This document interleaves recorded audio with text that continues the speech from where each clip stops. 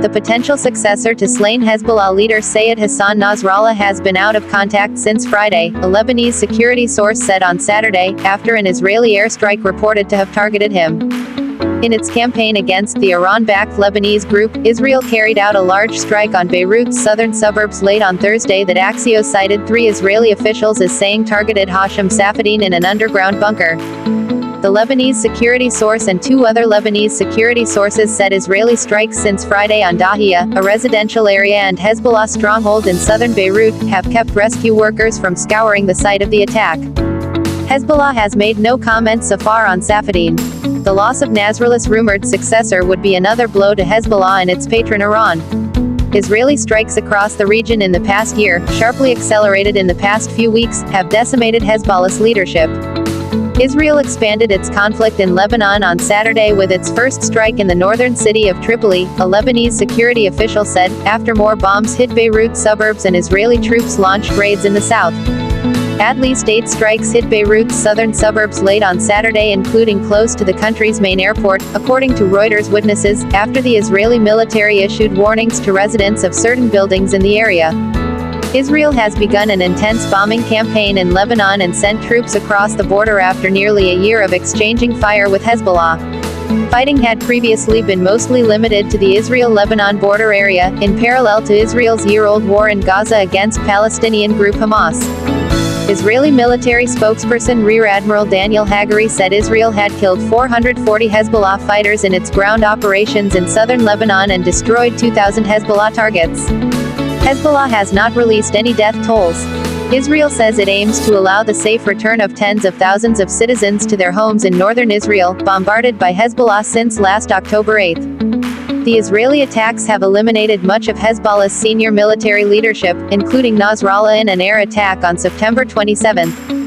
Civilian deaths, displacement. The Israeli assault has also killed hundreds of ordinary Lebanese officials say, and forced 1.2 million people, almost a quarter of the population, to flee. The Lebanese security official told Reuters that Saturday's strike on a Palestinian refugee camp in Tripoli killed a member of Hamas, his wife and 2 children.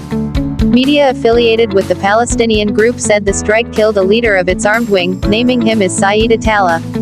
The Israeli military did not immediately comment on the strike on Tripoli, a Sunni Muslim majority port city also targeted during a 2006 war with Hezbollah. It said in a later statement that it had killed 2 Hamas members operating in Lebanon, but did not say where they were killed. There was no immediate comment from Hamas. In northern Israel, air raid sirens sent people running for their shelters amid rocket fire from Lebanon. Hezbollah said it had fired missiles at what it called Auto Company for Military Industries near Saknan base, close to the city of Haifa. It was not immediately clear what Hezbollah was referring to. The Israeli army said 2 projectiles had crossed from Lebanon, one of which was intercepted while the other landed but caused no damage. The violence came as the anniversary approached of Hamas' October 7 attack on southern Israel, in which 1,200 people were killed and about 250 taken hostage, according to Israeli tallies. Israel's subsequent assault on Gaza has killed nearly 42,000 Palestinians, according to Gaza's health ministry, and displaced nearly all of the enclave's population of 2.3 million. The impact on civilians has prompted widespread protests internationally. Thousands of demonstrators took to the streets in major cities around the world on Saturday as the anniversary approached. Weighing options for responding to Iran, which backs both Hezbollah and Hamas, and which has lost key commanders of its elite Revolutionary Guards Corps to Israeli airstrikes this year, launched a salvo of ballistic missiles at Israel on Tuesday. The strikes did little damage. Israel has been weighing options for its response. Hagari confirmed in a broadcast statement that 2 Israeli air bases were hit on Tuesday but remained operational.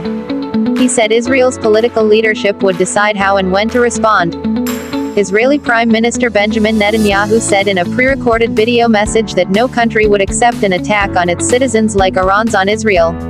Israel has the obligation and the right to defend itself and to retaliate against these attacks, and that is what we will do, Netanyahu said. Oil prices have risen on the possibility of an Israeli attack on Iranian oil facilities. U.S. President Joe Biden on Friday urged Israel to consider alternatives to striking Iranian oil infrastructure. The top U.S. general for the region, Army General Michael Eric Kurilla, is traveling in the Middle East, a U.S. defense official said on Saturday, declining to specify which country or to confirm Israeli media reports that he had arrived in Israel for consultations with Israeli military officials.